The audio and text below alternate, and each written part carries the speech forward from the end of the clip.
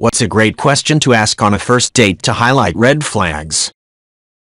Dario Bango Skank said, people love talking about themselves as a rule. Ask general open-ended questions and listen. Snatiation said, went on 2 dates with this man, and the whole 2 dates, which always happened more than 2 hours, he only talks about himself. Literally. Not once he asked me any question. I only sat there, literally feel like a therapist, nodding, giving small comments. Even he brushed aside those small comments and talked further about himself, clearly didn't think my opinion mattered. I gave him 2 chances and he's still the same, so suffice to say I dropped him real fast.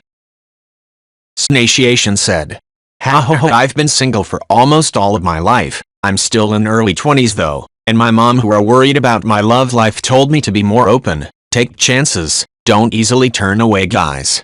I really wanted to get up, go away, and block him by the halfway of date 1, but my mom's words echo in my head. So I agreed to have a second date. On the second date, he said women should be married at maximum the age of 28, or at the very least have a partner more than that age. Women are expired. It took me every inch of my self-control to not splash my iced tea on his face and go away. But that convinced me, though, that he is not the right person. Sorry, Mom. Dating is hard.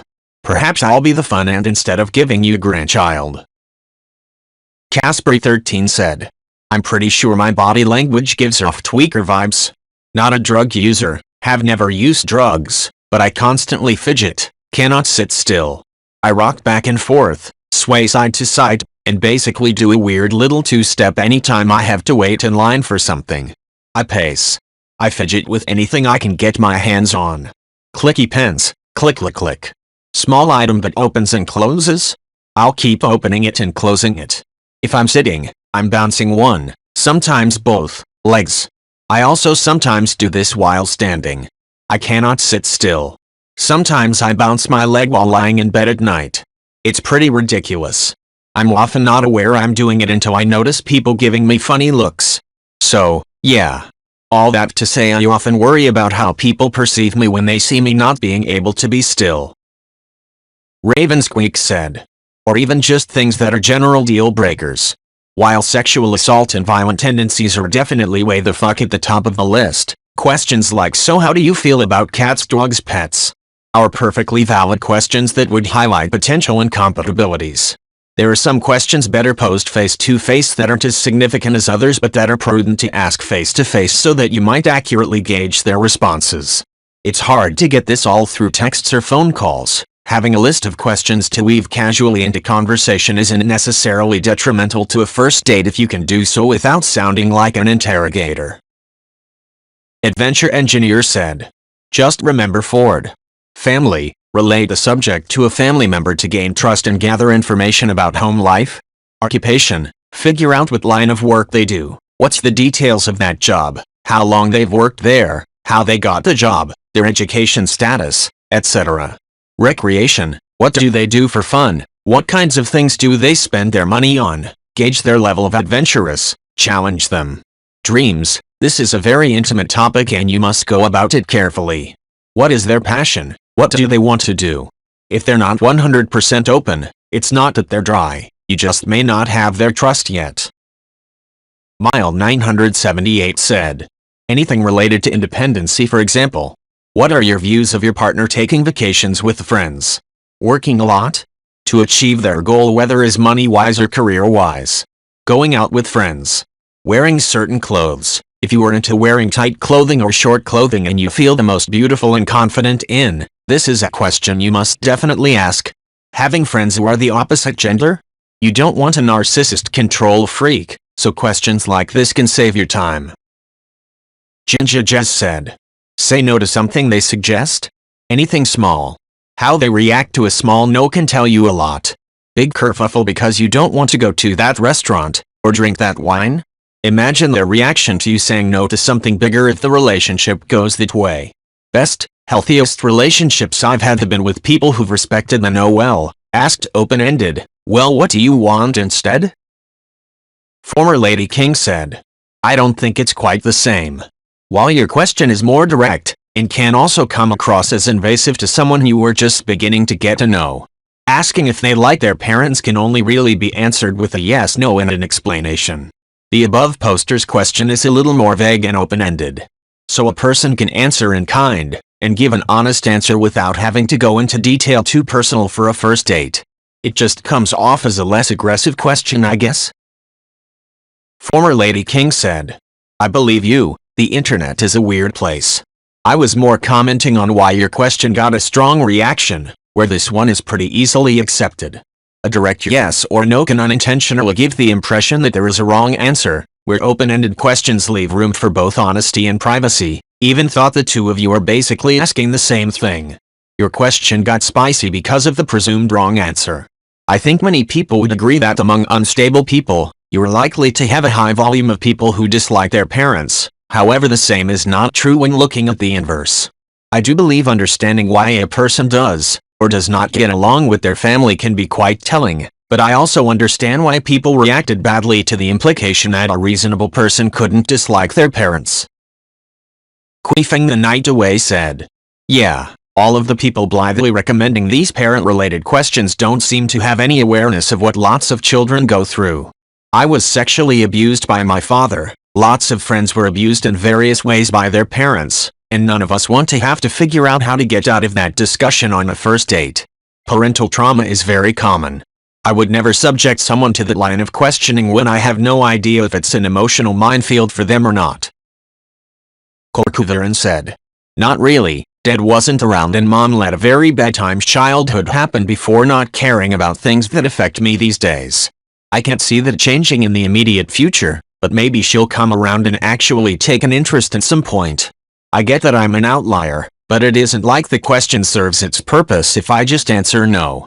It feels like a catch-22 because if I answer honestly then clearly I can't have moved on from some mysterious grievance. If I answer honestly but with more detail then I'm oversharing, and if I'm blunt then you are free to assume I'm the asshole. Unfortunately, the likelihood of me being on any first dates is quite low. Butthole Banquets said, how are you crazy? People with self-awareness and self-doubt will have a real answer to this. Shallow, vapid, self-absorbed people will play it off, look at you like you're from another planet, or even get angry at you. Holy shit, people. If you can't look at your own shortcomings, quirks, or failings, or get so upset when people use the word crazy you have to threaten me with violence, you should not be dating. You're a walking red flag. But what am I talking about? It's Reddit.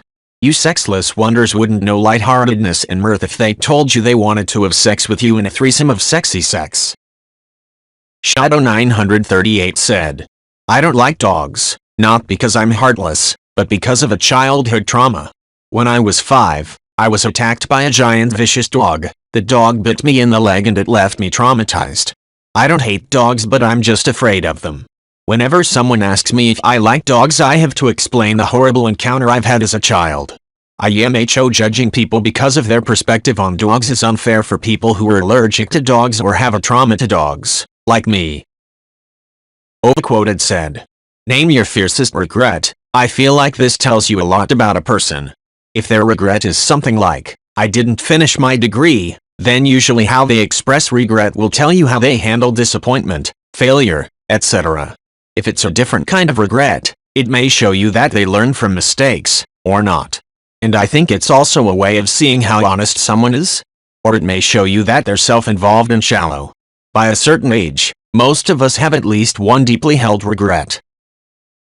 Objective Pair 3691 said, not judging you. I think it's totally fine if you only want to date people who don't bring that kind of emotional baggage to the relationship. Just think that the point of dating is not to find somebody without any flaws, which doesn't exist, but somebody that you love and appreciate either despite or because of their flaws. So most of this thread seems pretty strange to me. Influencer Juanabe said, what do you think about blue-collar jobs? Or go on a story-based experience or make up a story about a loved one in the family or a friend who works a blue-collar job and add context such as reasons why, period of time, etc. How they treat people in the lower class and how they treat their parents is a sure way to see how they treat you and or the people around you. Edit. People keep commenting underneath this so I'll just state it here. I am commenting this because this is what I know and see from the society that I am in. I can't do anything anymore if people see my comment as a red flag in itself. Again, I am only able to comment what I know. Before this thread, I didn't know it was only in the society that I was in. I didn't know it wasn't like this globally. Now can you all please stop downvoting? We have cultural differences. If you've never been where I am, then you don't and won't understand. Whiskey Hotel Alpha Tang said. In a psychology class years ago, this came up in discussion, and a popular topic of conversation that emerged is asking about their family. Because then you really objectively watch and listen to how they respond, and you can learn a lot about that person. If they are respectful and get along with their family and everything seems cool and they seem to have a cool family, then you get an inkling that it's worth it to keep pursuing a relationship with them, because if you end up in a long-term serious relationship with them, their family might become your family. You also can learn a lot by how a person treats and talks about their parents and other family. There's a whole subgenre of desperate people who use sob stories about how terrible their family are to try to win sympathy on dates. Those are ones to stay away from, too. Run away from those, quickly, and don't look back. Maybe their family was as horrible, but if they are sitting there oversharing and talking negatively on a first date about it, that is a major warning sign. Shattered 7 Done 1 said. Shudder and shudder. So many people shudder at the thought of something, and then they go and close the window shutters. When you were in school, subjects are taught to you, at least some of us. When something is taught is stretched tight. Course, the route or direction of something, the way something develops, part of a meal, grounds set aside for specific activities such as golf or racing, a course of lectures. Course, rough textured or grainy, rude or vulgar, a coarse facial appearance. Art, an expression of disappointment, reacting to something cute. Ought, a feeling of wonderment or amazement. Edited to add. Bread, the wonderful, carbohydrate stuff we toast and make sandwiches from. Bread, to have given birth to an offspring. Warren James said. There are two that, for whatever reason, drive me insane. Number and amount. Number is for individual persons or things. Amount is for non-specific or indistinguishable quantities. It has number of dollars but amount of money, number of days but amount of time, and for the love of God, it's number of people, not amount of people. The other is the confusion of tax return and tax refund. A tax return is the set of documents you file with the IRS to account for your income and taxes. A tax refund is the money that you overpaid that is returned after you file the return. Raven Potter 3 said. Insanity being the definition of insanity is doing the same thing over and over again and expecting different results. Albert Einstein. Fun fact. He never said that. It's misquoted it to him and isn't even the definition of insanity, though some people, like my mom who had repeated that to me so many times, even though if anything repeating that definition is just insanity according to her definition, think that it is the definition. According to Merriam-Webster, the definition is a severely disordered state of the mind usually occurring as a specific disorder, and extreme folly or unreasonableness. Raven Potter 3 said. Insanity being the definition of insanity is doing the same thing over and over again and expecting different results. Albert Einstein. Fun fact. He never said that. It's misquoted it to him and isn't even the definition of insanity, though some people, like my mom who had repeated that to me so many times, even though if anything repeating that definition is just insanity according to her definition, think that it is the definition. According to Merriam-Webster, the definition is a severely disordered state of the mind usually occurring as a specific disorder, and extreme folly or unreasonableness. Ray Animate 0R said. Clout. For some reason kids today think it means to get your name out there, to become known. They heard the word in a rap song and had no idea what it meant. They don't know that it means to hold power over someone or influence via fear of retribution, due to their immense power. Hey kids, when a rapper says he has clout, he's saying that people do what he says because they're afraid to cross him. He's a powerful person. They know they do what he says or they get dealt with. He's not saying that people know his name. Selkie Muffin said. Antagonist. An antagonist is different from a villain. I can't stress this enough, they are separate things. But people seem to think they are synonymous. Antagonists are anyone or thing working against the protagonist, or stopping them reaching their goal.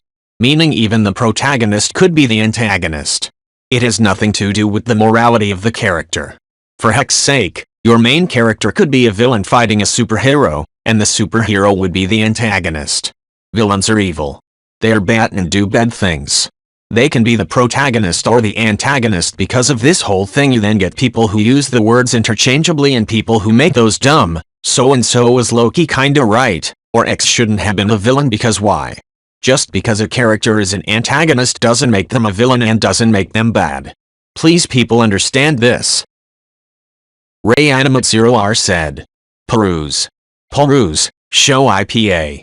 See synonyms for peruse, perusing, peruser on thesaurus.com. Verb, used with object, pay, reused, pay, rus-ing. To read through with thoroughness or care, make sure you peruse the document before signing.